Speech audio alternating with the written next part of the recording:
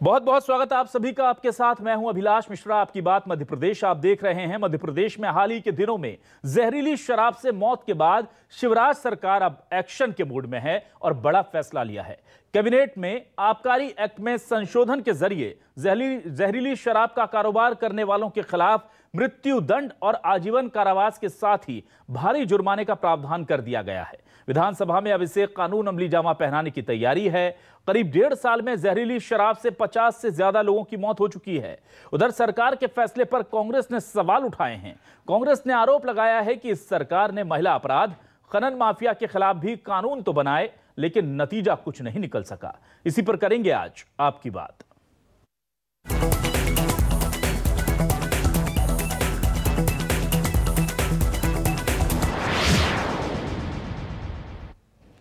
और आइए सबसे पहले देखते हैं कि खुद सीएम शिवराज सिंह चौहान ने क्या कहा है इस नए कानून को लेकर। जहरीली शराब के काम में अगर कोई लगा है तो भयंकरतम अपराध है और ऐसे लोगों को आजीवन कारावास या फांसी की सजा मिले। ये विधेयक हम लाएंगे विधानसभा में। आज कैबिनेट ने इसको पारित किया। और आइए अब देखते हैं कि इस पूरे नए कानून को लेकर, उसके क्रियान्वयन को लेकर किस तरह से कांग्रेस निशाना साध रही है। देश सरकार लगातार नीति तो बनाती है पर नीयत के अंदर खोट है। जो माफियाओं को संरक्षण देते हैं, जिनके राज में शराब माफिया पनपते हैं, वो लोग बात कर रहे हैं कि नई नीति लाके उनकी कमर तोड़ देंगे। इससे कुछ नहीं होगा। 56 मौतें अभी तक हो चुकी है भारतीय जनता पार्टी की जब से सरकार आई है। उन मौतों के ऊपर उन गुनहगारों को कब सजा होगी, वो अधिकारी, वो नेता जो इन्हें संरक्षण देते हैं, उन्हें कब उनके ऊपर कार्रवाई होगी, स्पष्ट रूप से नीति नहीं नीयत भी चाहिए, जिससे कहीं ना कहीं मध्य प्रदेश का भला हो। पर नीयत में खोट है। नीति कुछ भी बना ले और नीयत के खोट के कारण मध्य प्रदेश के अंदर लगातार जहरीली शराब से मौतें होती जा रही हैं। और आइए अब देखते हैं क्या है न्यूज 24 मध्य प्रदेश छत्तीसगढ़ के आज के हमारे सवाल। आज की डिबेट के हमारे बड़े सवाल जो हैं वो आपको दिखाते हैं। जहरीली शराब पर सख्ती क्या तैयार हो गई है? अब अपराधियों के लिए फांसी की तख्ती। ये बड़ा सवाल है, क्योंकि कहना और करना ये बहुत अलग अलग चीजें होती हैं। क्या वाकई में अवैध शराब या माफियाओं को फांसी दी जाएगी? 15 महीने में 53 मौत से हाहाकार। अब जाग उठी सरकार। क्या जाग गई है सरकार या केवल हीला वाली खाना पूर्ति हो रही है? आबकारी एक्ट में संशोधन, क्या हो जाएगा समाधान? क्योंकि संशोधन या कानून बनाने से कुछ होता है क्या? एमपी में फिर नया कानून, शराब माफिया पर लगेगी लगाम। यह भी बड़ा सवाल है कि क्या लगाम लग जाएगी शराब माफिया पर। और इसी पर बातचीत करने के लिए हमारे साथ मेहमानों का एक खास पैनल जुड़ चुका है। हमारे साथ खास मेहमान जुड़े हुए हैं। अंतर सिंह दरबार जी जुड़े हुए हैं, पूर्व विधायक कांग्रेस से हमारे साथ। बहुत बहुत स्वागत है अंतर जी आपका न्यूज 24 मध्य प्रदेश छत्तीसगढ़ पर। जालम सिंह पटेल जी हैं, बीजेपी के विधायक, वरिष्ठ नेता। जालम जी बहुत बहुत स्वागत आपका न्यूज 24 मध्य प्रदेश छत्तीसगढ़ पर। और वरिष्ठ पत्रकार मृगेंद्र सिंह जी हैं। मृगेंद्र जी आपका भी स्वागत है हमारे इस खास डिबेट में। सबसे पहले मैं अंतर जी आपके पास आता हूं। अंतर सिंह जी, मैं जानना चाह रहा हूं कि अगर सरकार एक कड़ा और बड़ा कानून लेकर आई है, जो मुझे लगता नहीं कि देश में इस तरह का सीधे फांसी का प्रावधान को लेकर के, अवैध शराब माफियाओं को लेकर कोई कानून है, तो इसमें आपको क्यों उनकी शंका, उनकी मंशा पर शंका है?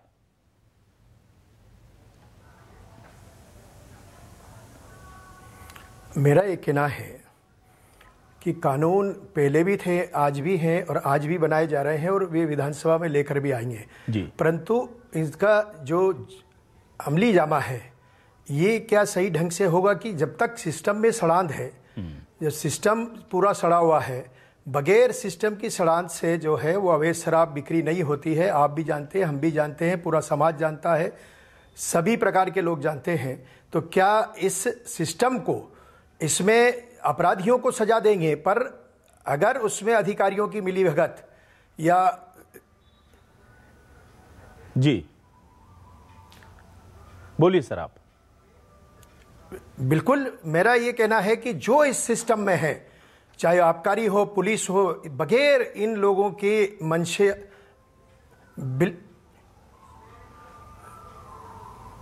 जी बोलते रहिए सर, मैं सुन पा रहा हूं आपको अंतर जी। बिल्कुल, डेफिनेट रूप से इन लोगों की अगर मंशा ठीक नहीं हुई तो आप सरकार कानून कितने भी कड़े बना लो, कुछ भी कर लो, परंतु निश्चित रूप से इस चीज़ और इस कानून के क्या मायने होंगे। और मेरा ये मतलब है कि कोई जो जहरीली शराब है, नकली शराब है, ये कोई आज नहीं बिकी है, ये बरसों से बिक रही है। और बरसों से बिक रही है तो कानून जो है इतनी देर से लाना और इस प्रकार से मिली भगत जब रहती है, इसमें सब लोग मिली भगत होती है। कोई भी पॉलिसी बनती है, नीति बनती है, तो उसमें नियत बहुत अच्छी होना चाहिए। अगर नियत अच्छी नहीं है तो जी ठीक है सर। मैं निश्चित रूप से इसको अमली जामा पहनाने में किसी भी प्रकार का हमें संदेह है कि सरकार इसमें कुछ कर पाएगी, क्योंकि आप सब जानते हैं कि इस शराब में कैसे लोग मिले रहते हैं। इसमें सब लोग इस सिस्टम में ऊपर से नीचे तक बगैर मिली भगत से कुछ नहीं होता है। और सबसे बड़ी बात है कि जो लोग की मिली भगत पाई जाती है उनके मोबाइल्स के माध्यम से, तमाम तरह के माध्यम से उन लोगों का चेहरा बेनकाब करना चाहिए, तब कहीं हम जाकर इन ऐसे अपराधों को रोक पाएंगे। वरना सरकार कितने भी कानून बना ले, अपराधियों को बचने की जो है बहुत सी जगह होती है, बचते भी हैं, हम सब देख रहे हैं। ये सब चीजें इसमें है। ठीक है जालम सिंह जी, मैं आपके पास आता हूं सर। कानून तो अभी भी बहुत सख्त है सर, लेकिन लगातार हम देख रहे हैं कि किस तरह से मौतें हो रही हैं। हम देख रहे हैं कि आबकारी मंत्री के गृह जिले में ही जहरीली शराब से लोग मर जाते हैं, और जब ढूंढा जाता है तो इतना बड़ा नेटवर्क निकलकर सामने आता है। और मुझे खुशी है सर, आप आज मेरे गेस्ट हैं, क्योंकि आप ऐसे शख्स हैं जिसने इस इतने बड़े गंभीर मसले को लेकर के साफ गोई से बयान दिया कि देखिए बड़े लोग इसमें इन्वॉल्व हैं, इसीलिए इस तरह की चीजें हो रही हैं। आपको लगता है कानून बनने से, इस नए कानून से कुछ रोकथाम होगी इसकी?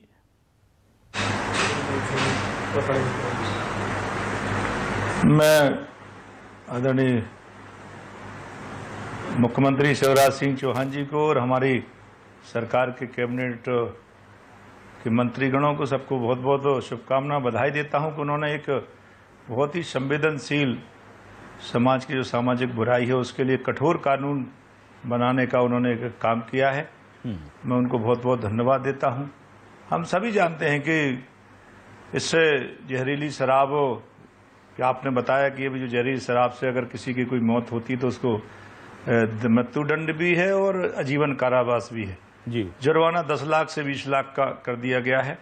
उसी प्रकार से अगर कोई बाधा डालता है शराब, अवैध शराब पकड़ने में, तो उस पर भी मामले दर्ज किए जा रहे हैं, किए जाएंगे। उसके भी एक कानून में संशोधन किया गया है। पहले 5 से 10 साल तक की सजा होती थी, अब उसको और बढ़ाने का काम किया है, जुर्माना बढ़ाने का काम किया है। पहले इसी प्रकार से कोई अगर किसी शराब से शारीरिक नुकसान होता है तो उस हिसाब से भी उसको मैं ऐसा मानता हूं कि पहले 4 महीने से 4 साल तक होता था, अब 6 से 8 साल तक पूरा है।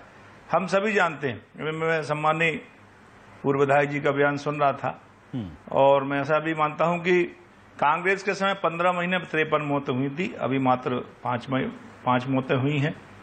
इसकी भी जानकारी देना चाहता हूं। इसके अलावा भी हम सब देख सकते हैं कि ये एक गांव-गांव अगर कोई शराब बिक रही थी तो उस पर कानून बनाया गया है।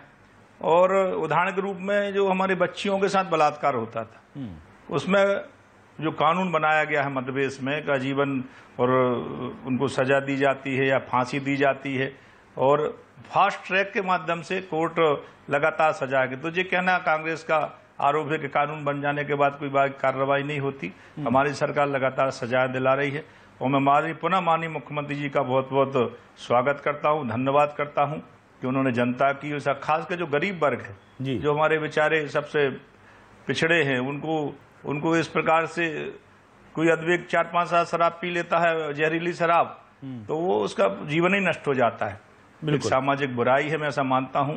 लेकिन शराब बेचने वाले को, शराब बनाने वाले को सर इसमें लाभ है, पीने वाले को कोई लाभ नहीं। इसलिए मैं ऐसा मानता हूं कि जो सरकार ने जो निर्णय लिया है इसका स्वागत करता हूं, मुख्यमंत्री जी को। लेकिन जालम सिंह जी, कांग्रेस कह रही है कि बेटी बचाने के लिए भी बहुत सख्त कानून बने थे, लेकिन अभी भी हालात क्या है सबको पता है, और शराब के लिए जो पहले से कानून है वही पूरे, उनका इम्प्लीमेंटेशन ही सही नहीं है। बार बार ये बात कही जाती है, तो आपको लगता है क्या कि एक और कानून बना देने से बेहतर नहीं था कि जो चीजें चल रही हैं और इसी का इम्प्लीमेंटेशन हो जाता? क्योंकि आज तो कौन सा जिला, एक जिला दिल पर हाथ रख के कोई बता दे कि जहां अवैध शराब नहीं बिकती, एक जिला बता दीजिए, चलिए कहां नहीं बिक रही अवैध शराब, उसके लिए ऑलरेडी कानून थे ना, तो एग्जीक्यूशन की जरूरत है सर। यहाँ मेरा जो कहना था, पहले कुछ 53 लीटर 52 लीटर के ऊपर केस बनता था। अब कम, अगर कम शराब भी मिलेगी तब भी उसको इसी प्रकार से, अगर जहरीली शराब है तो कम शराब में भी कार्रवाई होगी। पहले ज्यादा शराब मिलेगी तभी कार्रवाई होगी, अब कम भी मिलेगी तब भी अगर वो जहरीली शराब है तो उस पर उन पर कठोर कार्रवाई होगी। इसमें संशोधन है। तो इस प्रकार से मैं कह सकता हूं कि, और इंटीरियल क्षेत्र में कई जगह ऐसे, कई यूरिया से बन रही है, नौसादर से बन रही है, कई अन्य प्रकार से बन रही है। तो उससे बहुत सारी, और उससे जो पीने के बाद मौत कुछ दिन बाद होती थी, कई लोगों को तुरंत हो जाती थी। तो इस प्रकार से कानून बना है। इसमें मैं ऐसा मानता हूं कि जब अभी तो आज उसमें मोहर लगी है कांग्रेस के बंधु हो, तो न तो कोई अब ऐसे कोई कानून पहले कभी बनाए नहीं, ना उसी कोई कठोर कार्रवाई की। 15 महीने की अगर हम बात करें सरकार की, तो 15 महीने में कोई ऐसा कोई गंभीर उन्होंने निर्णय भी नहीं लिया। और इस लगातार कोरोना का काल चल रहा था, उसमें भी हम समझे कोरोना के समय भी दारू की दुकानें लगातार सरकार ने बंद की, उसमें बहुत भयंकर सरकार को नुकसान हुआ है, आर्थिक रूप से नुकसान हुआ। इसके बाद भी दारू की दुकान बंद करने का काम हमारी सरकार ने किया था, मुख्यमंत्री जी ने किया, उन्होंने निर्णय लिया। ठीक है मृगेंद्र जी, क्या आपको लगता है कि सरकार की ये कोशिश, इसका स्वागत किया जाना चाहिए, या आपको लगता है कि अगर इसे अमली जामा नहीं पहना पाता प्रशासन, तो शासन की इस तरह की कोशिशें बहुत समाज में फर्क नहीं ला पाती?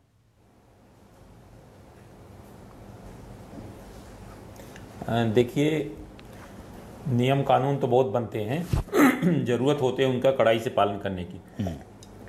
अच्छी बात है सरकार कानून लाई है, मैं भी इस पक्ष में हूँ कि अवैध नकली शराब नहीं बिकनी चाहिए। इससे लोगों को, शरीर को नुकसान होता है।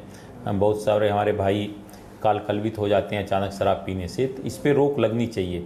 लेकिन इसके पहले भी कानून बने हुए हैं कि अगर उनका भी पालन कर लिया जाता शायद ये हालत नहीं बनती जितने लोगों की मौत हो चुकी है। सबसे जरूरी इस बात की है कि आखिर ये नकली शराब बिकती क्यों, अवैध शराब क्यों बिकती है। नकली शराब बिकने का जो सबसे बड़ा कारण है शराब का मांगी होना। जो आप देखिए, नकली जहरीली शराब से कौन लोग, हमारे गरीब भाइयों की मौत होती है जी, जो कि मजदूरी करते हैं या किसी तरह अपना पेट पालन करते हैं। तो इतनी जो महंगी शराब हो गई है, अगर किसी की आदत में आ गया तो उसको शराब पीना है, तो उसके लिए जरूरी है कि अगर नहीं मिलती तो जो सस्ती मिलती है तो उसके कारण वो जात पीते हैं और जिसको नुकसान होता है। तो सबसे पहले सरकार को जरूरी इस बात की है कि शराब की कीमतें कम होनी चाहिए, ताकि जो कुछ समाज के लोग ऐसे होते हैं, कुछ हमारे भाई की रोज शराब पीते हैं, ठीक है शराब पीना अच्छी बात नहीं है, लेकिन किसी की आदत में हो गई है कि हमें पीना है, बगैर उसको उनको नींद नहीं आती है, खाना नहीं खाती है, जो भी कारण, अलग अलग कारण होते हैं, उन लोगों को शराब, सबसे पहले सरकार को इस बात को देखना चाहिए कि हम अगर शराब सस्ती होगी तो ना तो नकली शराब बिकेगी और ना अवैध शराब बिकेगी। अब अवैध शराब की बात करें तो मध्य प्रदेश में आप उठा के देख लीजिए, अलीराजपुर जो सबसे छोटा जिला है, वहाँ का जो शराब का ठेका होता है सबसे महंगा होता है। सबसे महंगा क्यों? क्योंकि गुजरात में अवैध शराब जाती है, जो भी जाती है, और आबादी कितनी है अलीराजपुर की, ये सबको मालूम है। इसलिए जरूरी इस बात की है कि जो नियम बने उसका सख्ती से पालन हो और सरकार को शराब की कीमतों में कमी होना चाहिए।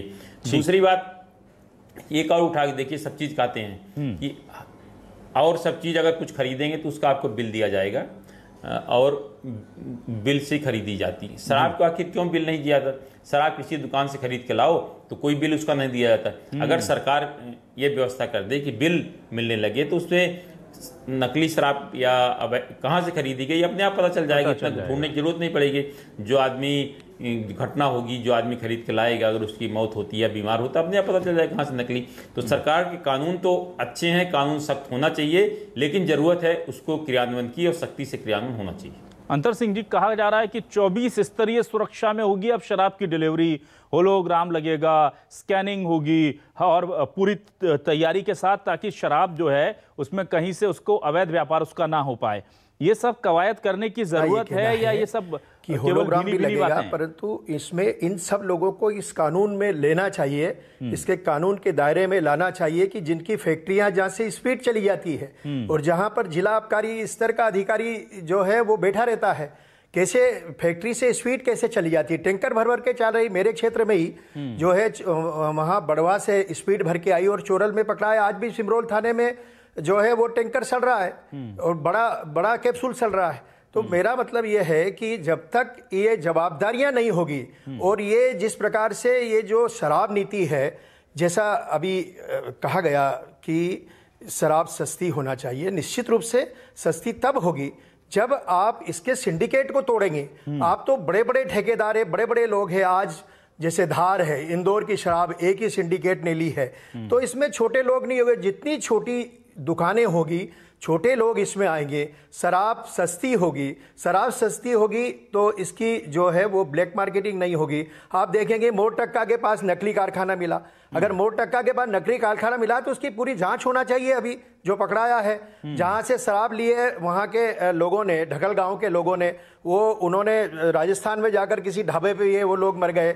अगर मोर टक्का की शराब इंदौर के बियर बार में आ गई है तो आप अंदाज लगा रहे कि बगैर सिस्टम के, चाहे आबकारी हो या पुलिस है, इसकी बड़े मिली भगत तो इसमें जिस अधिकारी यहां से वहां तक है वो थानों पर है और ये शराब वहां से आई है, तो इनकी सबसी जवाबदारियां भी इस कानून के अंदर, जो भी कानून बनाया है इसमें इन लोगों की भी जवाबदारियां होना चाहिए। तब जाकर कहीं जो है वो ब्लैक मार्केटिंग रुकेगी, और ब्लैक मार्केट रुकेगी तो जहरी शराब बिकना बंद होगी। और किस प्रकार से ये होलोग्राम, जहां भी होलोग्राम, अगर आप देखेंगे आज की तारीख में शराब जो है इतनी अवैध बिक रही है, एक एक गांव में 4-4 दुकानें जो है वो अवैध दुकानें खुल गई है। आप जैसे दूध गांव से शहर जाता है, ऐसे शहर से गांव में शराब की गाड़ियां सुबह भर के ठेकेदार लोग जा रहे हैं। कैसे जा रही है भैया ये शराब?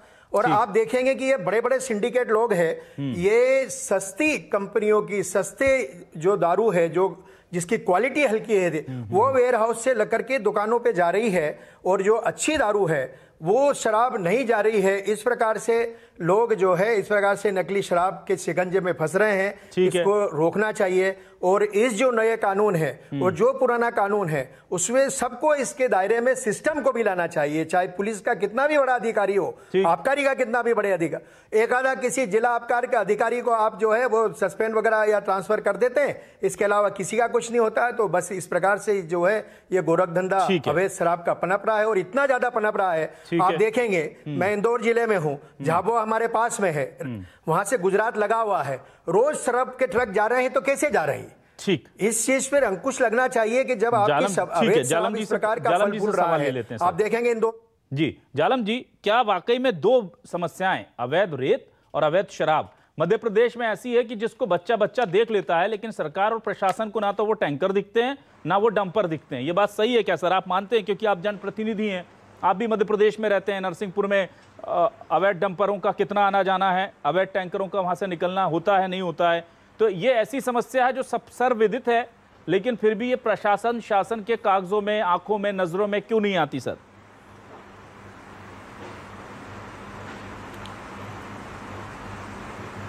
यहाँ तक संबंधी पूर्व विधायक जी ने अपनी बात कही जी, और विधानसभा में विधेयक भी पारित हो रहा है और लाया जाएगा। उसमें कांग्रेस अपनी तरफ से सुझाव रखे जो उन्होंने सुझाव दिए हैं। ऐसा मानता हूं कि अगर सुझाव चर्चा में भाग लेंगे तो वो सुझाव भी मान्य होते विधानसभा के अंदर। उससे ज्यादा रेत की बात है, रेत तो एक ऐसी चीज है, अभी सरकार ने जो खुली एक नीति बनाई, हर जिले में ठेकेदार बना के रखे हैं, और उस हिसाब से मैं ऐसा मानता हूं कि जिले के अंदर जिले अवैध उत्खनन नहीं हो पा रहा है, और उसमें रेत ऐसी चीज है जो मकान निर्माण के लिए आवश्यक है, अधोसंरचना के लिए आवश्यक है, निर्माण के लिए आवश्यक है। रेत तो जुड़ाई से लेकर लेंटर से लेकर सब में लगती है, छपाई से लेकर, वो तो आवश्यक है। उसकी कमी के कारण ये सब समस्या जैसा मानता हूँ सामने दिख रही है। मगर शराब और इसमें तो बनता, शराब में मैंने कहा कि शराब पीने से कहीं किसी प्रकार का कोई व्यक्ति को कोई लाभ नहीं होता। शराब बनाने वाले को लाभ और शराब बेचने वाले को, इसमें दोनों अंतर है। हो सकता है उसको भी हम माफिया कह सकते हैं। अब पहाड़ों से भी अब सरकार ने कहा कि पत्थर से रेत बनाने की बात कही है, वहां भी पर्यावरण का नुकसान होगा, यहाँ भी पर्यावरण का, मगर अपनी तकनीक ही ऐसी है, रेत वाली ऐसी तकनीक है, उसमें तो हमको रेत नदी और नालों से उठानी पड़ेगी, उसके दुष्परिणाम भी हम सब लोग। तो आपको लगता है सर कानून बनने से फर्क पड़ेगा? क्योंकि के मिश्रा जी कह रहे हैं कि 2011 में आपने जो बात करी वो अलग विषय है, मगर मैं दूसरी बात कर रहा हूँ। जी, मिश्रा जी कह रहे हैं, के मिश्रा जो हैं वो कांग्रेस से, वो कह रहे हैं कि 2011 में कानून बना कि रेपिस्ट को हम फांसी देंगे। कितने मामलों में मध्य प्रदेश में फांसी हो गई, वो ये सवाल उठा रहे हैं। वो ये कह रहे हैं कि 2011 से अब तक कितने रेप हुए, उनमें से कितने मामलों को अमली जामा पहना पाया हमारा सिस्टम? ये बड़े सवाल उन्होंने उठाए हैं सर।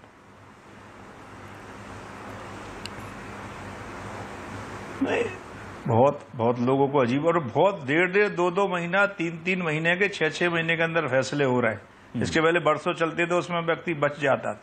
बहुत, मुझे आंकड़ा तो नहीं मालूम मगर हुई है, फांसी के आदेश हुए, फांसी नहीं हुई बाकी आदेश जरूर हुए। हमारे जिले में भी एक फांसी का एक आदेश हुआ है, मगर वो अब उसके बाद अपील करने की वो है कि अपील होती है, वो अपील करने का अधिकार सामने वाले को भी है। मगर इसके पहले जब कानून नहीं बना था तो उसमें बहुत सारी समस्या थी, अजीबन तो हो ही रहा। मगर मैं ऐसा मानता हूं कि इसके उसमें डर लोगों के बीच में है कि जो कई बच्चियों के साथ जो इसके बाद भी कोई ना कोई करता, जो अभी दरंदे हैं वो करते हैं, मगर उसके लिए कार्रवाई हो रही है और सख्ती से हो रही है। वैसा मानता हूँ कोर्ट भी, न्यायालय भी उसको संज्ञान लेता, न्यायालय भी वो ज्यादा समय नहीं देता और उस पर जल्दी फैसले दे रही। ठीक है, मैं कह सकता हूं कि जो कानून बना उसका इम्प्लीमेंटेशन हो रहा है। ठीक है मृगेंद्र जी, ये क्या शराब जो है, आप मानते हैं क्या ये सिस्टम जो है हमारे, उसमें शराब माफिया, ये जो सिंडिकेट है, शराब सिंडिकेट, वो इतना ज्यादा अंदर तक दाखिल है कि चाहे बीजेपी हो, कांग्रेस हो, किसी की भी सरकार में इस पर लगाम लगाना बहुत चुनौती होता है?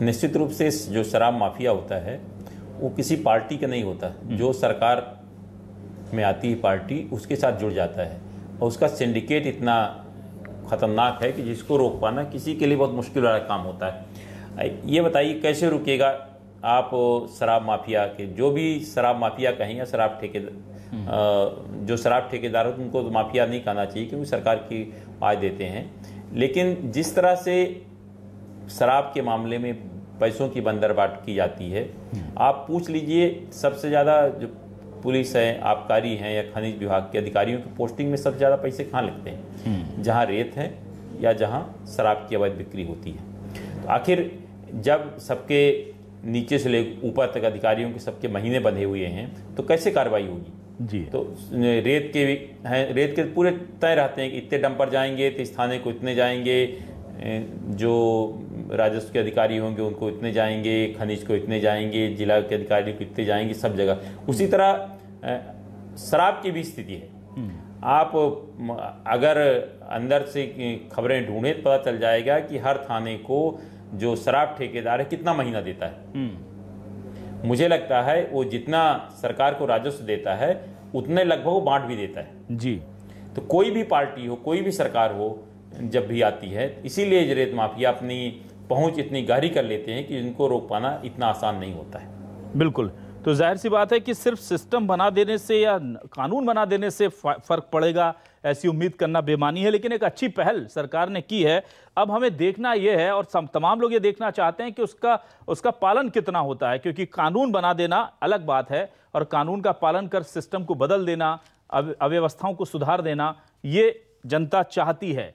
तो हमें केवल हंगामा करते दिखना नहीं है, उछल कूद करते नजर ना आए, बल्कि कुछ असर दिखा दें, ये बड़ी बात होगी। अंतर सिंह दरबार जी को इस पर संशय है, लेकिन जालम सिंह जी को भरोसा है कि शायद अब बेहतर तरीके से हम इस अवैध व्यापार से निपटेंगे। मृगेंद्र जी कह रहे हैं कि अगर ये कोशिश होती है तो अच्छी बात है, लेकिन इतना आसान भी नहीं होगा।